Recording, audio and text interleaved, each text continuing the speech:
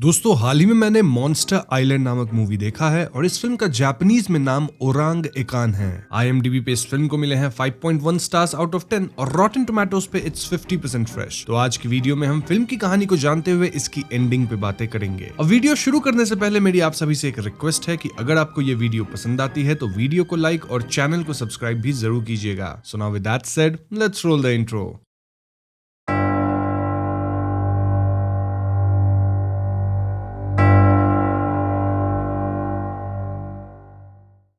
तो फिल्म के शुरुआत में हमें बताया जाता है कि वर्ल्ड वॉर 2 के टाइम पे जापानीज फोर्सेस एलाइड प्रिजनर्स को शिप्स में भर के अपने होमलैंड ले जाते थे ताकि उनसे स्लेवरी करवाया जा सके। अब जिन शिप्स में इन प्रिजनर्स को ट्रांसपोर्ट किया जाता था उन्हें हेल शिप्स कहा जाता था। हेल शिप्स इसलिए क्योंकि यहाँ प्रिजनर्स को बुरी तरीके से ट्रीट किया जाता था और कई बार एलाइड एयर फोर्सेस इन शिप्स पे हमला कर देती थी। ऐसे हमलों में 30,000 से ज्यादा प्रिजनर्स और जापानीज सोल्जर्स खत्म हो गए थे। ये इन्फॉर्मेशन देने के बाद फिल्म 1944 में शुरू होती है जहां हम एरिजन मारू नामक जापानी शिप को देख पाते हैं। इस शिप पे कई ब्रिटिश प्रिजनर्स थे, लेकिन शिप के सिपाही यहाँ एक जापानीज सेकंड लेफ्टिनेंट को भी कैद करके रखे थे। इस जापानीज सेकंड लेफ्टिनेंट का नाम साइतो था, जिसपे इल्जाम ये था कि वो ट्रेटर यानी कि गद्दार है। शिप का कैप्टन साइतो को और एक रैंडम ब्रिटिश प्रिजनर ब्रॉन्सन को चेन से बांध देता है। इनके पैर में एक ही चेन लगा देता है ताकि ये दोनों एक दूसरे से लड़े फॉर सर्वाइवल। लेकिन तभी एकदम से इनके शिप पे एयरप्लेन्स द्वारा हमला होता है। इस हमले में अफरा तफरी मचती है, देन शिप भी डूबने लग जाती है, जिसका फायदा उठा के ब्रॉन्सन और साइतो शिप से कूद जाते हैं। अब अगले सीन में हम इन दोनों को थके हारे एक आइलैंड पे पहुंचते देखते हैं और इस आइलैंड पे कई सोल्जर्स की बॉडी थी।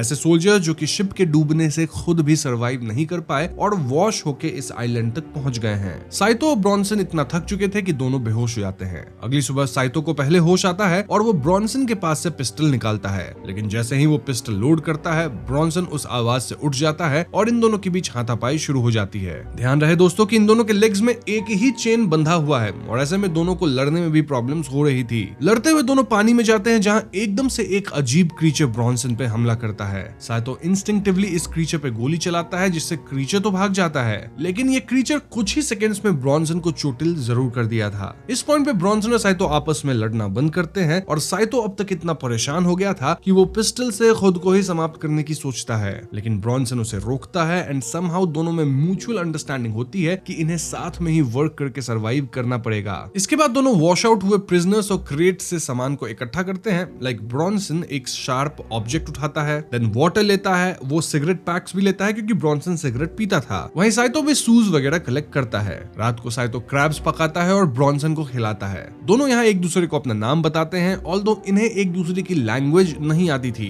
ब्रॉन्सन इंग्लिश में बात कर रहा था और साइतो जापानीज में। नाउ ब्रॉन्सन डिसाइड करता है कि ये लोग अपने चेन्स को तोड़ के आजाद हो जाएंगे with the help of a tool. Bronson इस टूल से चेन्स पे मारने लगता है, लेकिन साइतो उसे गाइड करता है कि टूल को एकदम एज पे मारना होगा to break the chain. Bronson ऐसा ही करता है, जिससे चेन वाकई टूट जाती है और साइतो भी ब्रॉन्सन की चेन को कट करता है। आजाद होने के बाद दोनों खुश थे और इससे कहीं ना कहीं ये दोनों एक दूसरे को अब ट्रस्ट भी करने लग गए थे। तभी एकदम से इन्हें कुछ साउंड्स आते हैं और चेक करने पे दोनों पाते हैं कि इस आइलैंड पे 2 जापानीज सोल्जर और एक प्रिजनर भी पहुंच गए थे। मोस्ट प्रोबेबली वो तीनों भी लाइफ जैकेट्स की हेल्प से सरवाइव कर गए होंगे और अब इस आइलैंड पे आए थे। अब क्योंकि ये जापानीज सोल्जर थे तो साइतो ब्रॉन्सन को छिपने कह देता है। ब्रॉन्सन फौरन जंगल में छिप जाता है और कुछ ही देर में ये सोल्जर साइतो को डिस्कवर करके उससे बातें करने लगते हैं। बातचीत के दौरान सोल्जर्स नोटिस करते हैं कि साइतो के आसपास जो सामान वगैरह था वो इस तरह से बिखरा था एज इफ यहाँ पहले 2 लोग थे और ऐसे में इन सोल्जर्स को साइतो पे शक होता है। अब भले साइतो के पैर से चेन निकल गया था, लेकिन वो जो हुक था वो अब भी था और उसे देखकर इन सोल्जर्स को यह भी शक होने लग जाता है कि कहीं साइतो वही शिप वाला गद्दार तो नहीं है। ऐसे में एक सोल्जर साइतो को तलवार की नोक पे रोकता है और दूसरा सोल्जर साइतो के सपोज्ड पार्टनर को जंगल में ढूंढने जाता है। जंगल में ब्रॉन्सन छिपा हुआ था और अपनी चाकू लेके तैयार था, लेकिन तभी ब्रॉन्सन को महसूस होता है कि उसके पास वाले केव से वापस उस सी मॉन्स्टर की आवाज आ रही है।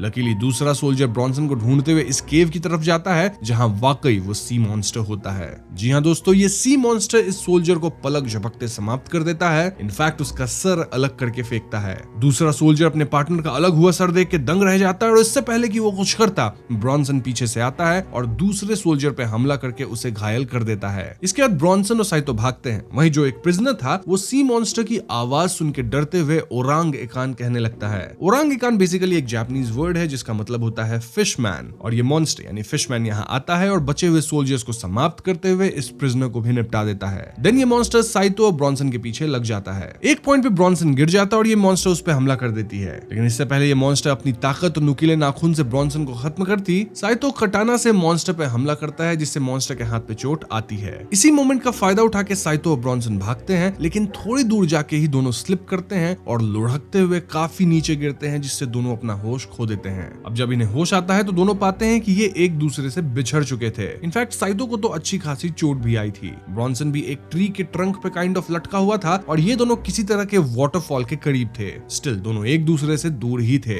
यहाँ दोनों अपने तरीके से धीरे धीरे मेन आइलैंड की तरफ बढ़ना शुरू करते हैं और ब्रॉनसन तो एक बार एक बड़े से क्रोकोडाइल के बगल में गलती से लेट भी गया था, लेकिन समहाउ क्रोकोडाइल उसे देखा नहीं तो ब्रॉनसन बच गया। ब्रॉनसन पानी वगैरह क्रॉस करके ग्रास वाले एरिया में आता है जहाँ दूर पे वो उसी सी मॉन्स्टर को देखता है। ये सी मॉन्स्टर अपने घाव पे नेचुरल लेप वगैरह लगा रहा था टू हील इट। तभी एकदम से इस सी मॉन्स्टर पे वो बड़ा सा क्रोकोडाइल हमला कर देता है। इन दोनों की पानी के अंदर कुछ देर लड़ाई चलती है जिसके अंत में ये मॉन्स्टर अपने खाली पंजों से क्रोकोडाइल को दो भाग में बांट देता है। दूसरी तरफ साइतो को एक येलो क्लॉथ जैसा कुछ मिलता है जिसपे नंबर्स लिखे थे, व्हिच मींस कि इस आइलैंड पे प्लेन भी गिरा है और आसपास कहीं एक क्रैश्ड प्लेन जरूर है। आगे बढ़ते हुए साइतो को एक समाप्त मॉन्स्टर दिखता है और उसके बगल में मोस्टली प्लेन का पायलट लटका हुआ खत्म था। इस सीन को देख साइतो समझ जाता है कि जरूर ये पायलट अपने पिस्टल से एक सी मॉन्स्टर के गले में गोली मार के उस मॉन्स्टर को खत्म कर दिया, लेकिन बदले में दूसरी जो मॉन्स्टर है वो उस पायलट को खत्म कर दी होगी। दिस ऑल्सो टेल्स अस कि इस आइलैंड पे दो सी मॉन्स्टर्स हैं। इनमें एक मेल है और एक फीमेल। मेल यहाँ खत्म पड़ा है, यानी जो सभी ह्यूमंस का शिकार कर रही है वो फीमेल मॉन्स्टर है। अब मोस्ट प्रोबेबली ये फीमेल मॉन्स्टर ह्यूमंस को इसलिए खत्म कर रही है क्योंकि ह्यूमंस ने उसके पति को खत्म कर दिया है। तभी तो वो ह्यूमंस को बस खत्म कर रही थी, ना कि ह्यूमंस को खा रही थी। जो भी हो, साइतो यहाँ पायलट की गन ले लेता है, देन वो क्रैश्ड प्लेन को भी लोकेट कर लेता है। वहीं दूसरी तरफ ब्रॉनसन को भी प्लेन के ब्रोकन पार्ट्स मिलते हैं और वो भी प्लेन को लोकेट करने की कोशिश शुरू करता है।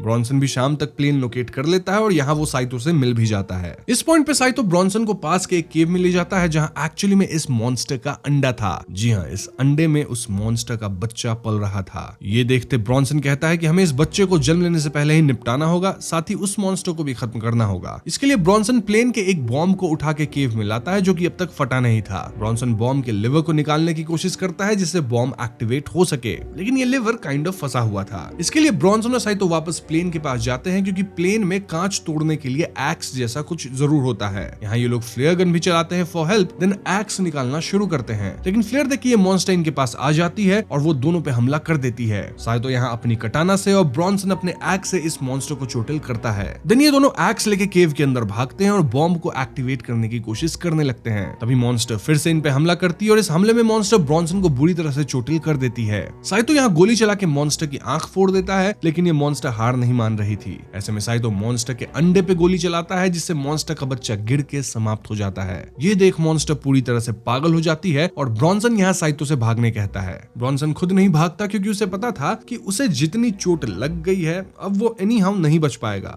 इसीलिए वो केव में रह के ही बॉम्ब पे एक्स से हमला करके उसे एक्टिवेट करने की सोचता है। ब्रॉनसन यहाँ साइतो को अपना डॉग टैग भी देता है जिसे लेकर साइतो केव से बाहर भागता है। तो फाइनली ब्रॉनसन बॉम्ब पे एक्स मारता है, लेकिन इनिशियल एक्टिवेशन वर्क नहीं करता। ऐसे में ब्रॉनसन यहाँ साइतो की चेन कट करने वाली टेक्निक को याद करके एक्स मारता है जिससे फाइनली बॉम्ब फट जाता है। इस धमाके में ब्रॉनसन नहीं बच पाता, लेकिन साइतो केव से दूर आके बच गया था। लेकिन तभी साइतो को मॉन्स्टर के चिल्लाने की आवाज आती है, यानी कि मॉन्स्टर भी समहाउ इस ब्लास्ट से बच गई थी। इस पॉइंट पे साइतो भागते हुए सी के करीब जाता है और कुछ देर बाद इंजर्ड मॉन्स्टर भी यहाँ आती है। साइतो यहाँ एक रैंडम दूसरे सोल्जर की लाश को ऐसे सजा दिया था कि मॉन्स्टर को लगा कि वही साइतो है। साइतो पीछे से छिप के निकल के मॉन्स्टर पे कटाना से हमला करता है। साइतो यहाँ मॉन्स्टर को ओवरपावर कर देता है, मोस्टली बिकॉज मॉन्स्टर पहले से ही काफी इंजर्ड थी। एंड में साइतो के पास मॉन्स्टर को खत्म करने का चॉइस था, लेकिन वो मॉन्स्टर को खत्म नहीं करता, रादर कटाना उसके साइड में घूम के चला जाता है। साइतो फ्लेयर गन चलाने की कोशिश करता है, लेकिन गन में अब फ्लेयर्स नहीं बचे थे। वो वहीं समुद्र के पास चोटिल हालत में लेट जाता है और सीन भी कट होता है। अब अगली सीन यूएसएस फ्लेचर शिप की होती है जिसके अंदर हम इंजर्ड साइतो को देखते हैं। यानी कि दोस्तों साइतो को उस आइलैंड से रिकवर कर लिया गया। ये टाइम 1945 का है, यानी कि वर्ल्ड वर्ल्ड वॉर 2 भी ऑलमोस्ट एंड हो चुकी है। साइतो से एक जापानीज और एक एलाइड ऑफिसर सवाल जवाब कर रहे होते हैं और उससे ब्रॉन्सन के बारे में पूछते हैं, क्योंकि साइतो के पास ब्रॉन्सन की डॉग टैग थी। साइतो यहाँ ज्यादा कुछ नहीं बोलता, बस इतना कहता है कि ब्रॉन्सन उसका दोस्त था।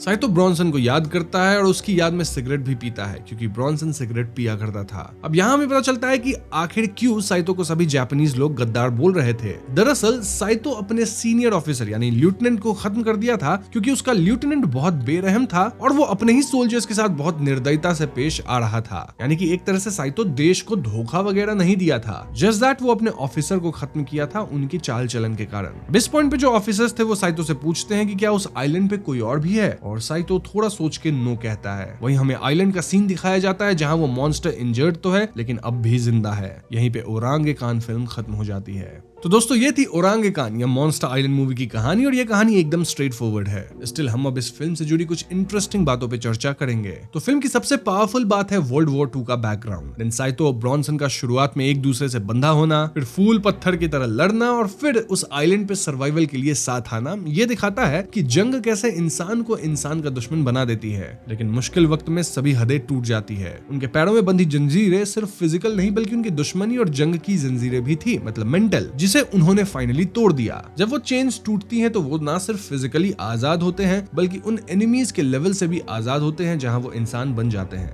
Now we talk about the monster, well ओरांगेकान यानी फिशमैन मॉन्स्टर इस फिल्म में सिर्फ एक क्रीचर नहीं है, बल्कि उसे आप कुदरत के गुस्से का प्रतीक भी मान सकते हैं। वर्ल्ड वॉर 2 में इंसान कितनी तबाही कर रहे थे और उसकी वजह से नेचर भी कहीं ना कहीं डिस्टर्ब हो रहा था। जब मॉन्स्टर का पार्टनर पायलट के हाथों खत्म हो जाता है तो फीमेल मॉन्स्टर का इंसानों से बदला लेना और भी ज्यादा गहरा मतलब देता है। ये एक तरह से नेचर का इंसानी हरकतों के खिलाफ रिट्रीब्यूशन है। साइतो का एंड में इंजर्ड मॉन्स्टर को ना खत्म करना ये शायद एक नई समझ है कि इंसान और नेचर के बीच एक बैलेंस होना चाहिए, या फिर वो भी मॉन्स्टर के दुख को समझ गया था। अब साइतो का अंत में अकेला बचना और यूएसएस फ्लेचर शिप पे होने वाली पूछताछ, ये सब जंग के साइकोलॉजिकल असर को दिखाते हैं। वो जो कुछ उस आइलैंड पे झेला है वो उसके अंदर एक गहरा जख्म बन गया है। जब उससे ब्रॉन्सन के बारे में पूछा जाता है और वो बस इतना कहता है कि ब्रॉन्सन उसका दोस्त था, तो ये उस रिश्ते की गहराई और जंग के दौरान बने अनोखे बॉन्ड्स को बताता है। अब साइतो यहाँ आइलैंड और मॉन्स्टर के बारे में भी कुछ नहीं बताता, शायद इसलिए कि कुछ एक्सपीरियंसेस इतने गहरे होते हैं कि उन्हें लफ्जों में बयान नहीं किया जा सकता, या फिर वो उस आइलैंड को और उस मॉन्स्टर को दुनिया की बुराइयों से अलग रखना चाहता है। ऐसे भी साइतो थोड़ा नरम दिल था, क्योंकि देखा जाए तो साइतो को शुरू में ही एक गद्दार बताया जाता है, लेकिन बाद में उसकी वजह रिवील होती है। वजह ये थी कि वो अपने सीनियर ऑफिसर को बेरहमी के कारण समाप्त किया था, एंड ये अगेन उसके कैरेक्टर को एक मोरल स्टैंडिंग देता है। अब दोस्तों फिल्म में दिखाया गया वर्ल्ड वॉर 2 और हेल शिप्स का कॉन्टेक्स्ट सच्चा है, जो इस फिल्म को और भी कंपेलिंग बनाता है। इस फिल्म की सीरियसनेस कहीं ना कहीं बढ़ जाती है। ओवरऑल मैंने आपको यहाँ फिल्म की स्टोरी और थीम के बारे में सब कुछ बता दिया है, और हाँ, क्योंकि मॉन्स्टर जिंदा है तो शायद सीक्वल भी यहाँ आ सकती है। स्टिल अगर आपके मन में कोई डाउट्स है तो आप कमेंट्स में जरूर पूछ लीजिएगा। वही वीडियो पसंद आई हो तो उसे लाइक और शेयर करें, साथ ही चैनल पे नए हैं तो हमें सब्सक्राइब भी कीजिएगा, क्योंकि हम अपने चैनल पे ऐसे वीडियोस लाते रहते हैं। पीस।